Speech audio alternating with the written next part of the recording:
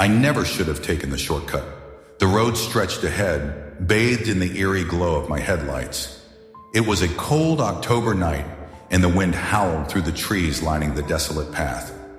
I had heard the stories before, the rumors about Baby Bridge, but I had never believed them, till that night. Baby Bridge had always been the subject of local legends. They said a mother had once thrown her newborn off its edge, driven to madness by forces unknown. Some claimed you could still hear the infant's cries if you listened closely. Others whispered about ghostly figures lurking beneath the bridge, waiting for another soul to claim. I laughed it off every time someone mentioned it, but as my car approached the old crumbling bridge that night, my laughter died in my throat. The air grew unnaturally still. The sound of my tires crunching over the dirt road faded into silence. My dashboard flickered, and the engine sputtered before cutting off completely. A cold chill crept up my spine. Then I heard it.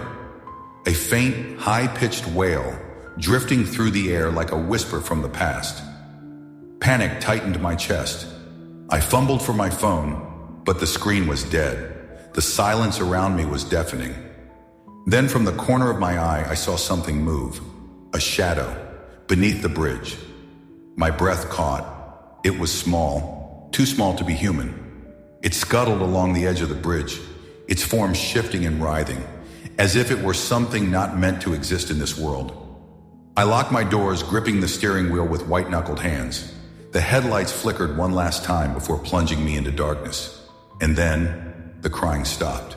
The silence stretched, heavy and suffocating. I strained my ears, praying it was my imagination. Tap, a small sound, like fingertips drumming against glass. Tap, tap. Slowly, with dread curling in my stomach, I turned my head toward the passenger side window. A tiny pale handprint was pressed against the glass. I recoiled, my pulse hammering in my ears. The print was impossibly small, like that of a newborn. But it wasn't just the size that sent terror slicing through me. It was the movement. The handprint dragged downward, as if something outside was trying to pull itself up. I couldn't breathe. My instincts screamed at me to run, to escape, but my body refused to move. Then from beneath the bridge, a voice whispered my name.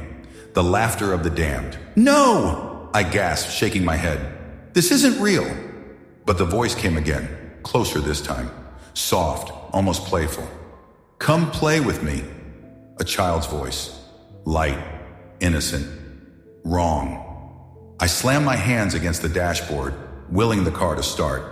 The engine groaned, struggling to come to life. The temperature inside dropped sharply, my breath fogging up the windshield.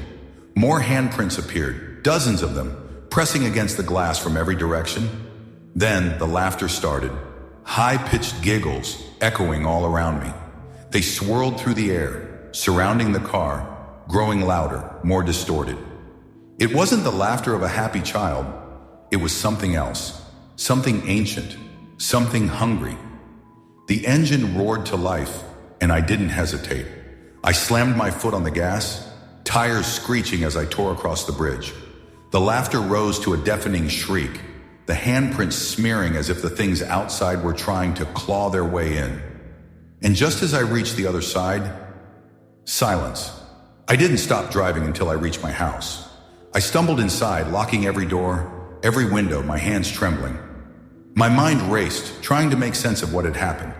It had to be a trick of the light, my imagination, stress, anything but what I knew deep down to be true. I forced myself to calm down, to breathe. I was safe. I was home.